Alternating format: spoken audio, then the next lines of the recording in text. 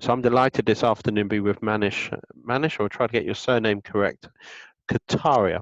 Kataria. Yeah, that's a good Okay, attempt. good, Yes. good. Look, unprecedented times, as you said in the pre-interview we did just a few minutes ago. Um, Obviously, no one expected CV19 to have this effect, or certainly very few people expected the coronavirus to have a huge effect. When I was drawing up my agenda for the year ahead, I didn't really think of, no one did, to be fair. And even when it affected Mm. China, I think very few people thought it was going to affect the UK stock market. Um, Manish, before I go into any more detail, let me just explain to the listeners a little bit about yourself, but you can do better on your own behalf. You're a CFA, so for the listeners out there, what does that mean?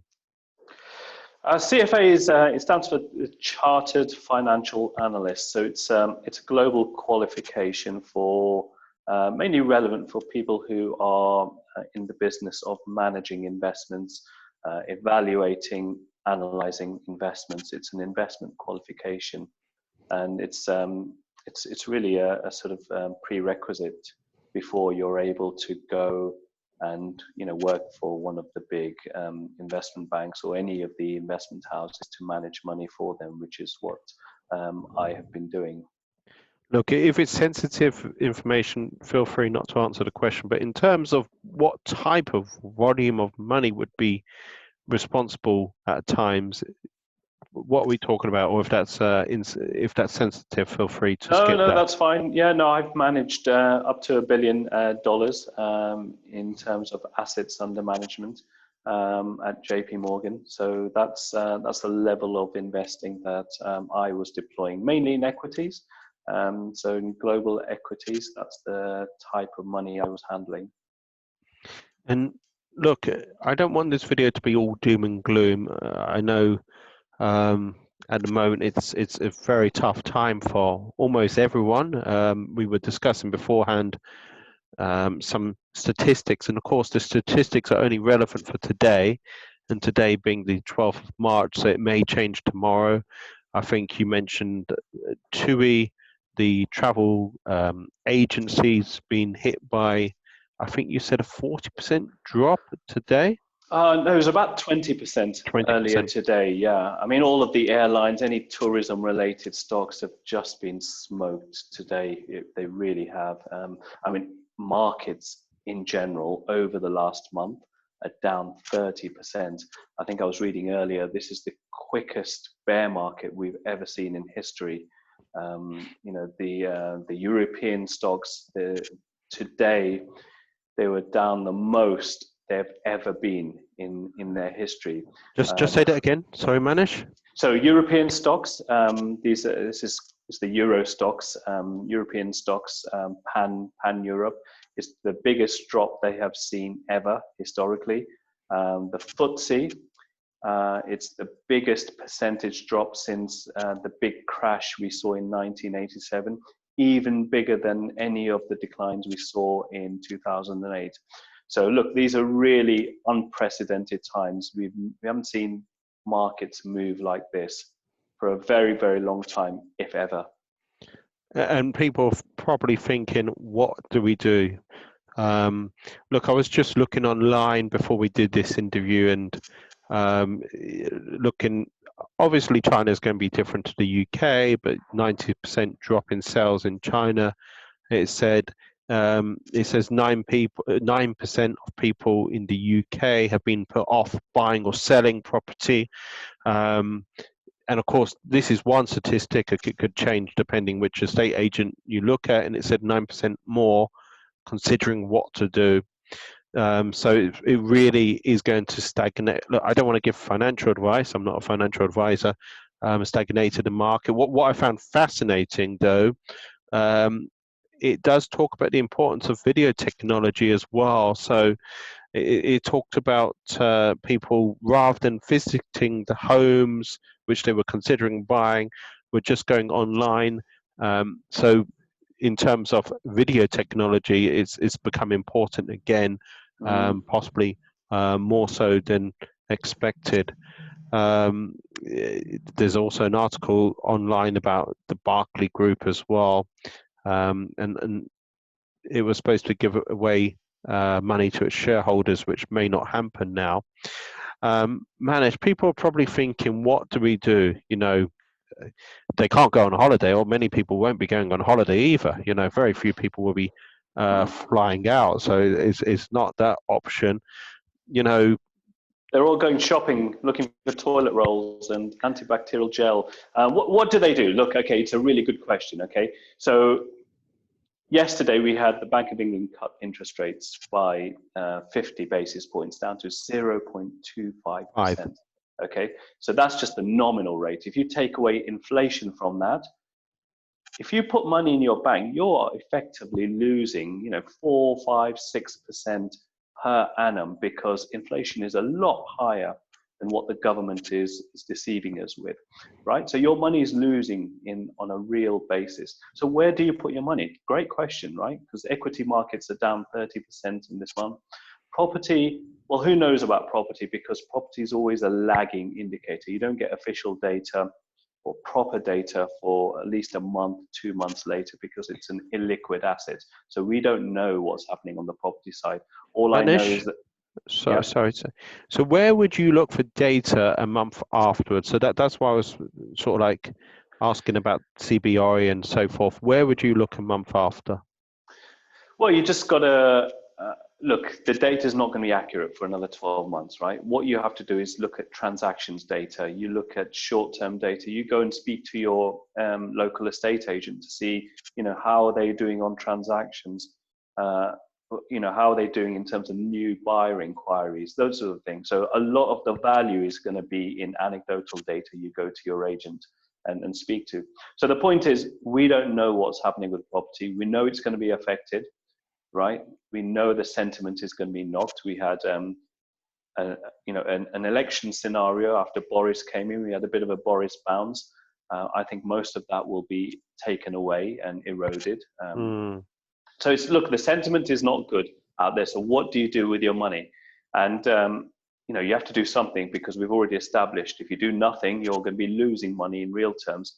And there are safe havens out there. Okay, there are ways in which you can earn reasonable returns, solid returns, with some security, with asset-backed security, and that's what I'll be talking more about when I'm presenting on the 26th, because that's my talk is all about focusing on de-risked, stable investments. We're not looking to knock the lights out. We're looking to have stable, consistent returns with security added in. That's what I think investors should be looking for right now.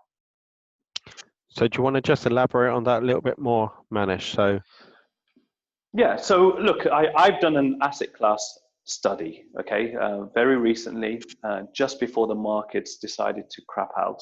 And this was comparing equities versus property versus secured loans. And the lowest risk asset amongst all of those was secured loans. Very, very low risk, very consistent returns, 8 to 10% year in, year out. So I'll be focusing most of my presentation on that study. I did that comparison. We're comparing returns versus risk versus effort over the last 5 years. Okay, and then we're going to compare that against returns. So even before markets crapped out, stocks were looking very, very volatile. Secured property loans, which is what I'm putting more and more of my own personal money into, that was the lowest risk asset with the lowest volatility. So I'll be spending a lot of time, doing a deeper dive into why that's the case, why investors, if they're looking for low risk investing, why they should put some of their money into these assets, which give you good returns but low risk. So look, when you're talking about the property lending, so you're investing in through crowdfunding primarily, or is it not necessarily crowdfunding? Or do we need to get the terminology exactly right? Yeah, so there's these are listed opportunities at crowdfunding platforms and peer-to-peer platforms, as well as offline sources. So I deal with a lot of lending partners, bridging companies, where I get a lot of opportunities coming through from. So it's a combination. So it's not necessarily crowdfunding deals as such, and debt deals is the key phraseology to use as well. It's also bridging. Look, Yeah. Oh, how it's the same asset class, but we're just right now what we're talking about are different sources of where these opportunities are coming from. So sure. it doesn't really matter too much where they're coming from, where they're listed, where I'm finding them. It's more about the asset class itself, which is the same wherever they're coming from. Okay, and you'd expect on average, I think 8% managed. Is that correct? Yeah, 8 to 10%. Yeah. Okay. These are the most secure loans where you have property backing, asset-backed, secured loans. So these are retaining 8 to 10%. You can get more, between 12 to 20% on a what's called a second charge basis. So this is junior security, not senior security. And we'll go through all of this on the 26th. 26th March, the Central London Property Network. Manish, I may have not said in the beginning of the video, so Manish has a strong pedigree in the city, 18 years a fund manager. For the listeners out there, who are not necessarily from the city, what does a fund manager really mean in plain language? A fund manager is basically somebody who is managing funds. It's pretty simple, but if you've got a pension, if you've got a stocks and shares ISA, if you're investing in funds, wherever you're investing, those funds would be managed by an individual or a team of individuals who are doing the stock selection that is responsible for how your funds does. So, every fund, every investment has a fund manager. Manish, look, I realize not everyone who's listening to this video will be at the event on the 26th, and people may be overseas, may not wish to fly back, may be on holiday. Who knows? But 26th of March, how can they connect with you? I know you're featured in Property Investor News magazine. I think it was the February edition. Is that right? Yeah, I'm a regular writer for Property Investor News. I have a website which is investlikeapro.co.uk where I put lots of sort of useful information about investments and due diligence and markets. So you can go along to the website. All my contact details are on there. I'm on Facebook, LinkedIn. So look, I'm really delighted that Manish will be joining the event on the 26th of March, Central London, London Bridge Hotel. And also what's great is the panel. We've got a lender, Lendwell, who will be there. We've got David Lawrenson, who's been in property since the 1980s. And Julia Weverell, who takes a slightly different strategy, I would say more commercial minded than David. When I say commercial minded, a commercial strategy rather than residential strategy, which David takes. Look, I'm sure not everyone's going to be agreeing with to everything which the panel says, but it's great to have Aaron Yehara chairing that panel. I'll try to pronounce his name as best as I can. Aaron will be chairing that, former economics degree, I think at Sheffield University. Look, I'm really delighted that we've got Manish on board. Is there any final words or final question, or what will you be doing, Manish, to stay on top of the market right now? What will you be doing in the next few days? Is it mostly just looking at what stocks and shares, or is it something different? No, I'm just being patient. I'm being patient. I'm not panicking. I think the really important thing right now is not to panic. Don't just look at your screens all day long, see how the markets are moving. This thing will boil over. We'll have stabilization, and markets will stabilize and recover. So I would think the most important thing I would say to anyone is don't panic. Just keep a cool head, and this thing will stabilize at some point. If you're an investor, you really want to be looking for the longer term, right? So over the next 5-10 years, that's the best way to be investing. One other thing I want to say, Brendan, just adding to what you've just said previously, the panel you've got, you're talking about sort of low risk investing and recession proof investing. And I think that's a really, really smart theme to be looking at right now when all sorts of things are happening with coronavirus and recession fears. So it's really good timing, because my own talk is all about low risk investing, how to de-risk and reduce your risk when you're investing, and your panel is about recession proofing. So honestly, this is really one of the best themed evenings in terms of the property calendar, and it couldn't have come at a better time given everything else that's going on right now. So massive thanks, Manish. People can find out more about the events, which I do, bquinevents.com.